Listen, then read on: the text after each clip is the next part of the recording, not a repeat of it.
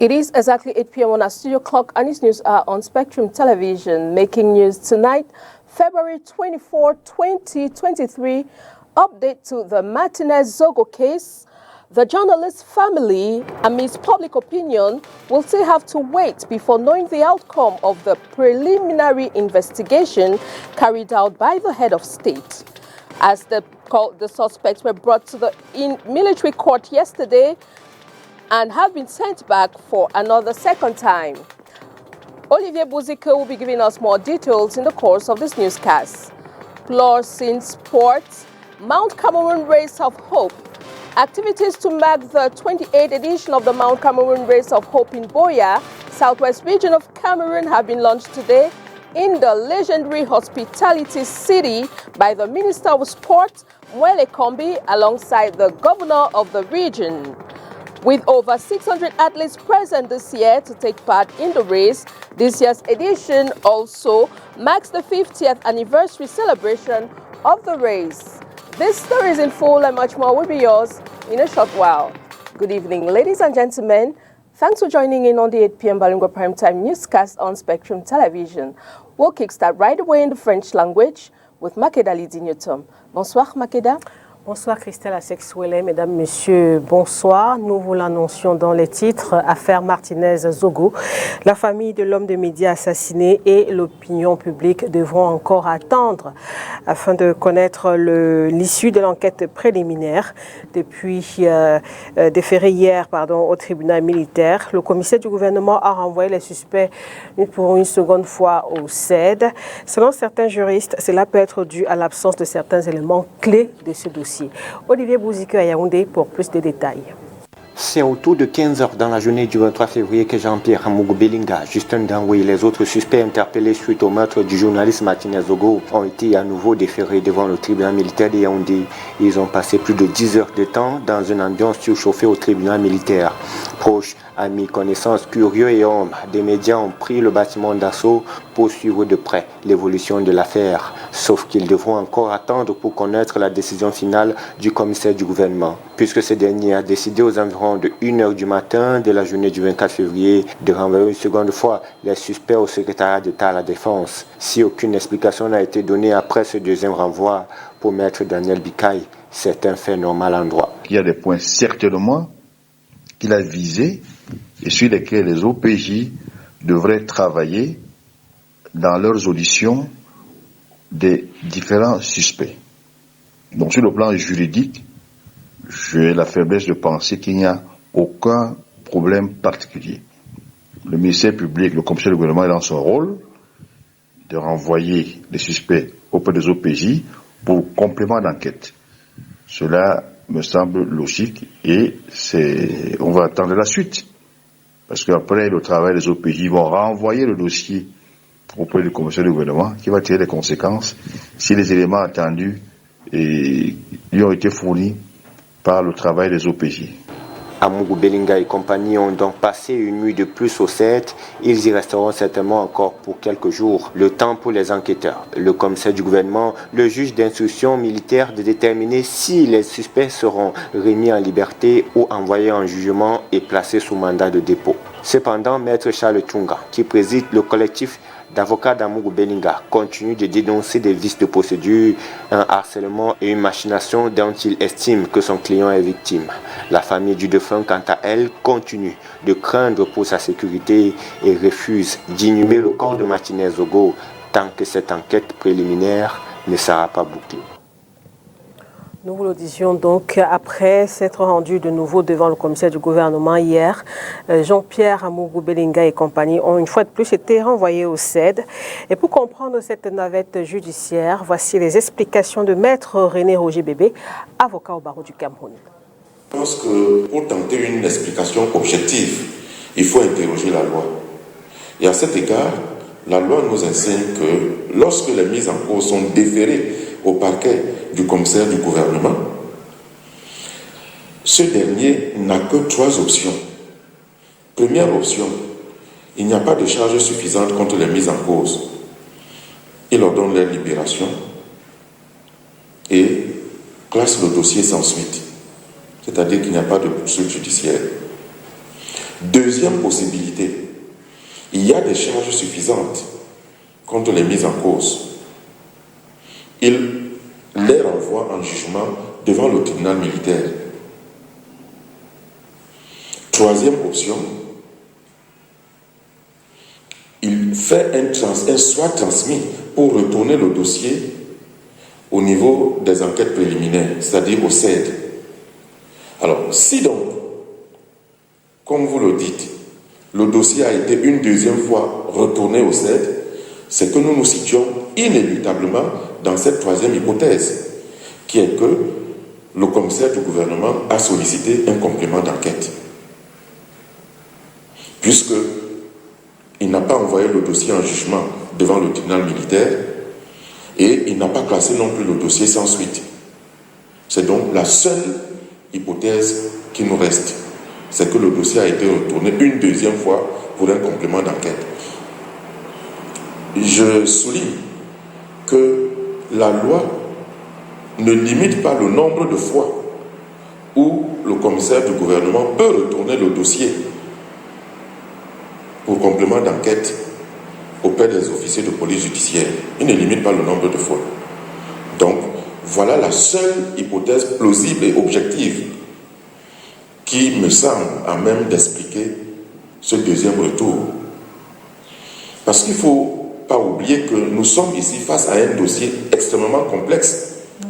Et les compléments d'enquête qui sont ordonnés tendent effectivement à approfondir les enquêtes, soit pour chercher de nouveaux éléments de preuve, soit pour élargir l'enquête à d'autres personnes qui n'y ont pas été incluses jusque-là. N'oubliez pas que il se dit que l'autorisation avait été demandée pour entendre certaines personnes qui jusque-là n'avaient pas encore été entendues. Alors, est-ce que la personne qui avait été requise pour autoriser ces auditions avait déjà réagi? On ne saurait le dire. Maintenant, le délai de 10 jours qui avait été imparti pour la dernière mise en garde à vue et arrivant à expiration, il était normal que les enquêteurs retournent le dossier auprès du commissaire du gouvernement pour qu'il avise s'il est satisfait ou non.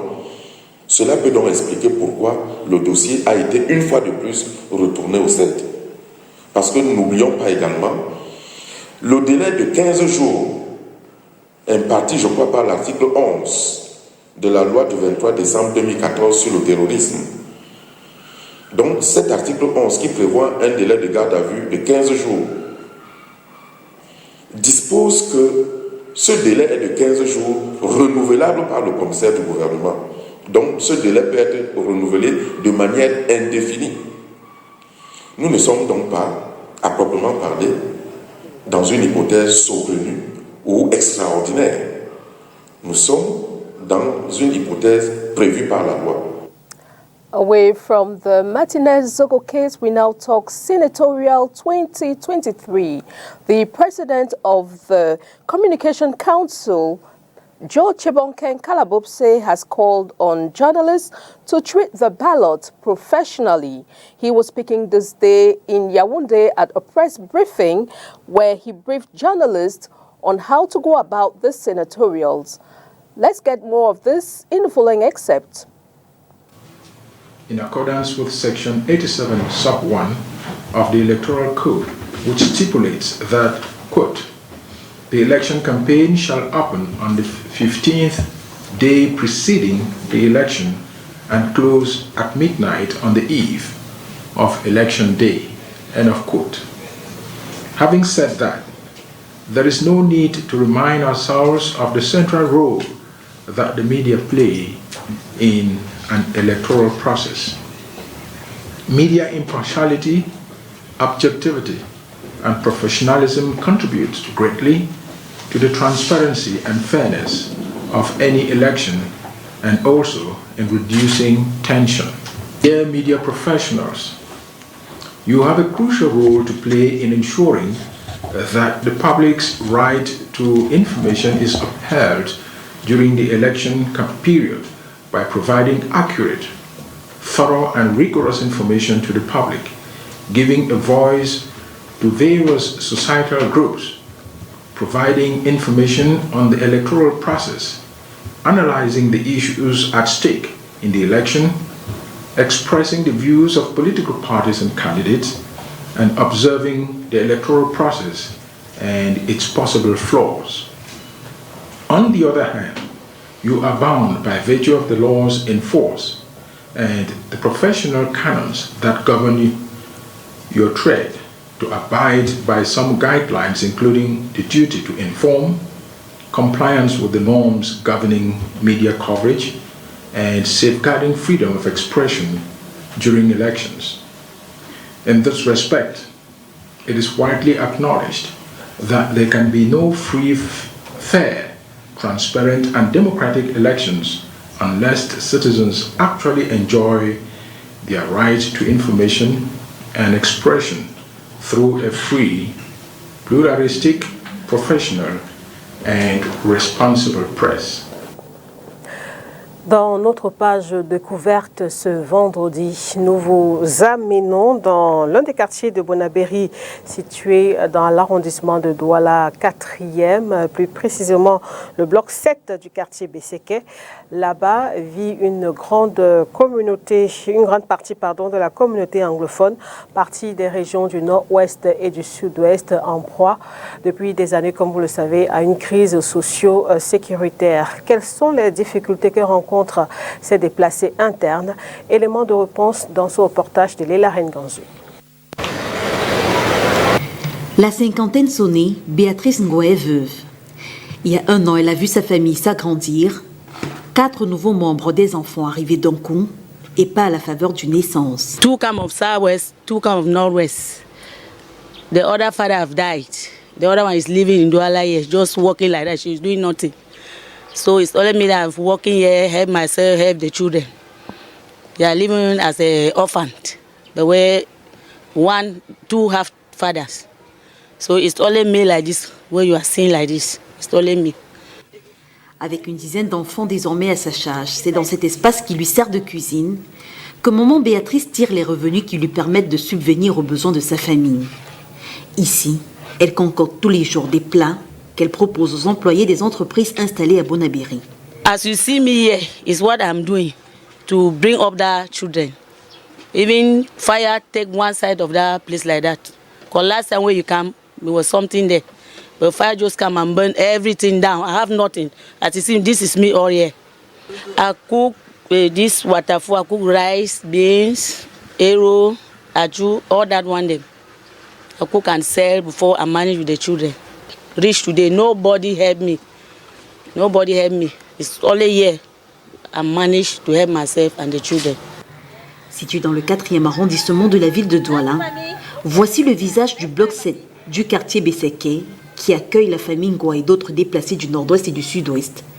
En plus des près de 300 personnes qui, selon le chef de bloc, le sieur Egbe, sont installés ici depuis toujours. Un quartier difficile d'accès, de par les marécages et autres marques d'eau qui surplombent les pistes servant de route. Ce quartier est bien sale, il n'y a pas de drainage, pas de drain. Et pourtant, c'est ici qu'on avait entassé tous les préfabriqués des matériaux de construction des drains.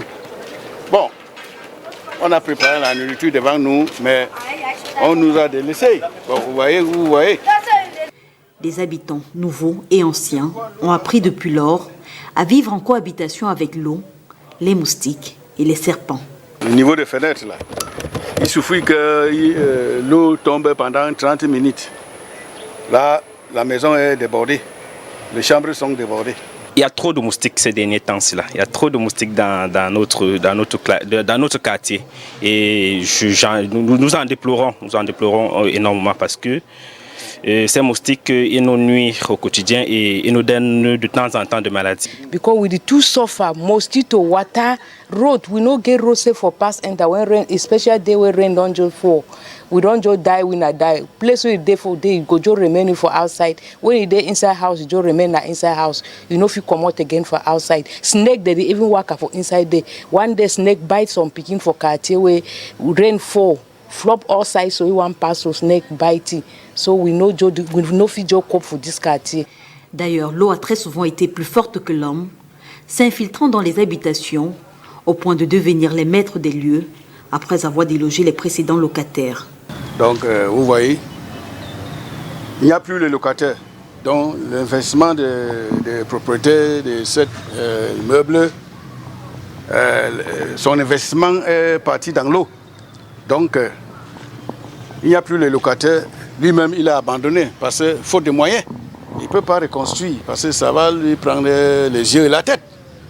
Construire dans un tel contexte, ce n'est pas une chose facile. Constitué d'une population en partie jeune, les habitants de ce quartier mènent chaque semaine des activités visant à assainir un tant soit peu leur environnement. Les jeunes se barrent à leur niveau avec les travaux de caniveau que vous voyez. C'est juste qu'il y a un peu de paresse par rapport aux certains parents qui n'envoient pas les enfants. Raison pour laquelle on a fait une marche au quartier dimanche, chaque porte, en demandant aux parents d'envoyer les jeunes dimanche matin quand il y a les travaux. Même les parents aussi, doivent sortir pendant les investissements humains à laquelle ils ne sortent plus. Malheureusement, le résultat ne saute pas aux yeux. Les eaux étant plus fortes, même ce pont construit pour faciliter leur évacuation a très vite été dépassé. Et on est sur le pont qui a été construit par la Marzi pour s'occuper de l'eau qui sort des blocs environnants. Vous voyez, le constat est clair. Ce pont est censé prendre toute l'eau qui vient du bloc environnant. Mais le pont est tellement là en bas, c'est déjà bourré avec les déchets. Et à chaque fois qu'on organise l'investissement humain, vous voyez ce qu'on sort en bas jusqu'à là. Parce que ce pont n'a pas la largeur et la hauteur qu'il fallait. Le pont est à refaire. Parce que à chaque fois qu'il y a la saison de pluie, le bloc environnant souffre d'inondations. Des déchets pas toujours rejetés par les foyers, car entourés de part et d'autre d'entreprises de production, les habitants se plaignent de ce que leur quartier aurait parfois servi de dépotoir pour les déchets industriels. Il y a une société de fonderie qui se trouve derrière ici, dans la zone industrielle de la Marzi. Et puis un temps, ils ont commencé à déverser les produits, le déchet de leurs produits. Comme vous voyez, ça c'est des blocs de métaux fondés et ça c'est le déchet. Je leur ai fait savoir que ces produits-là, le déchet-là contient des produits toxiques qui attaquent le sol, le nappe phréatique, puisque là où nous sommes là, il y a l'eau en bas. Quelqu'un peut, aujourd'hui même, tout fait une pile d'eau ici, ça sort une couleur comme l'huile de palme. Alors, c'est à cause des choses comme ça qui sont très nocives. C'est donc dans cette précarité que vivent à Besséké les habitants partis du nord-ouest et du sud-ouest pour un meilleur être à Douala. Une ville dans laquelle ils sont livrés à eux-mêmes, sans un véritable accompagnement des pouvoirs publics, qui ont pourtant lancé en 2018 le plan d'urgence humanitaire, dont l'une des missions était l'accompagnement des déplacés internes. Nécrologie, Georgia Dibango n'est plus. La fille du défunt artiste Manu Dibango est décédée ce jour de suite d'un AVC en France. Ici au Cameroun, l'artiste Ekambi Briand sera inhumé demain 25 février dans son village d'Ibombari dans le Mongo. Après la mise en bière hier à l'hôpital La Quintini de Douala, la dépouille a été présentée aux ancêtres ce jour à travers des rites traditionnels. Orient donc je les pas.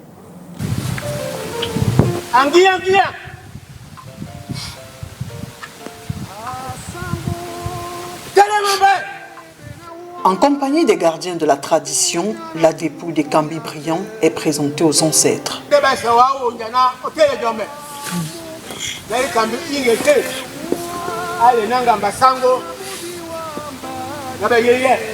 L'icône du Makossa a entamé son chemin pour l'éternité ce 24 février.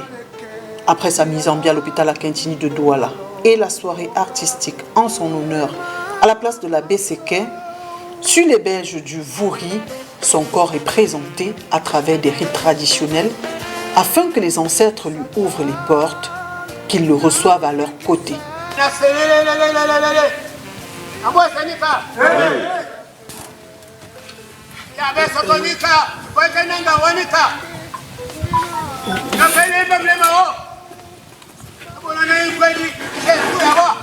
Et Kambi Louis Briand est décédé le 12 décembre 2022 des suites d'une maladie. Il était âgé de 74 ans.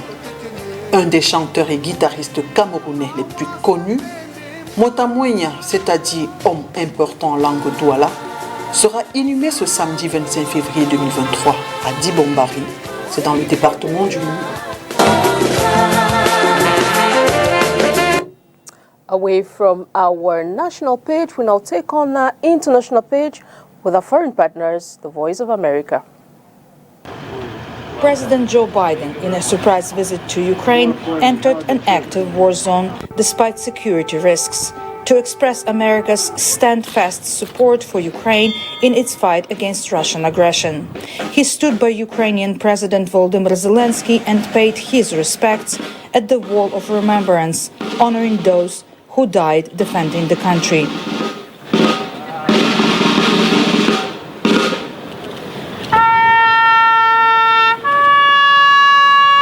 Later in Warsaw, he sent a clear message to the world. Well, I just come from a visit to Kyiv, and I can report Kyiv stands strong.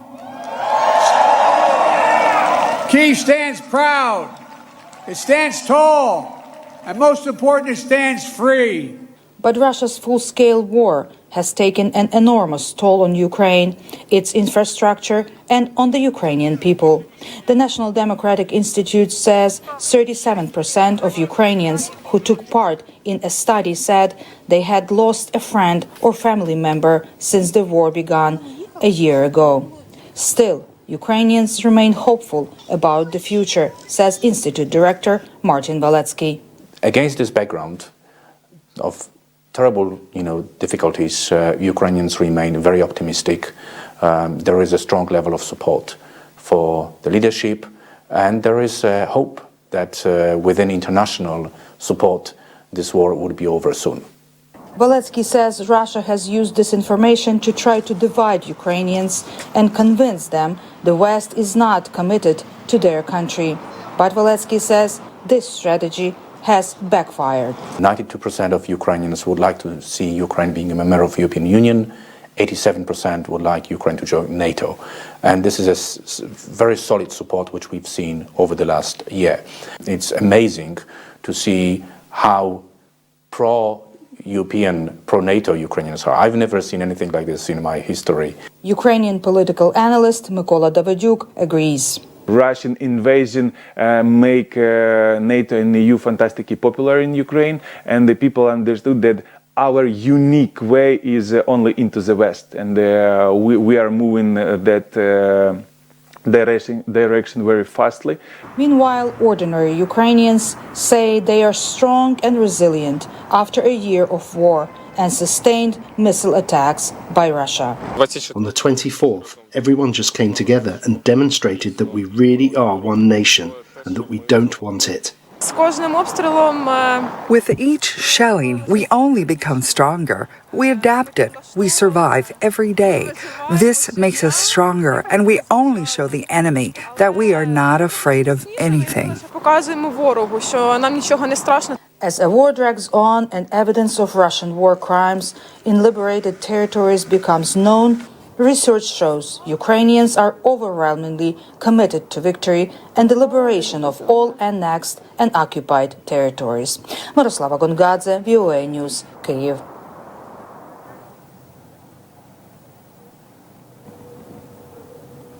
We now talk sports. Mount Cameroon Race of Hope.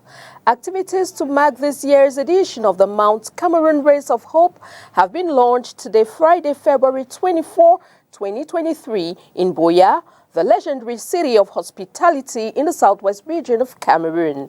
Championed by the Minister of Sport, Mwele Kombi, alongside the governor of the region, over 600 athletes from 16 different countries have come to take part in this edition of the game, which equally marks the 50th anniversary of the Mount Cameroon Race of Hope. And still in line with this race, an evaluation meeting has been organized to ensure that this race goes on without any issues, especially with security measures concerned. Josephine Benzi tells us more. Several activities have been put in place to mark the 50th anniversary of the Mount Cameroon Race of Hope. The security aspect has been finalized, as well as members of the organizing committee engaging to evaluate the level of work done so far. We should revive it, and I'm sure it's not going to die off again. We are going to continue from here. And Miss Cameroon, we have a cash prize for everything concerning Miss Cameroon of 1 million francs. And we are going to get 3 winners today. Say the first and the second and the third, the money is going to be divided to them together with their jury.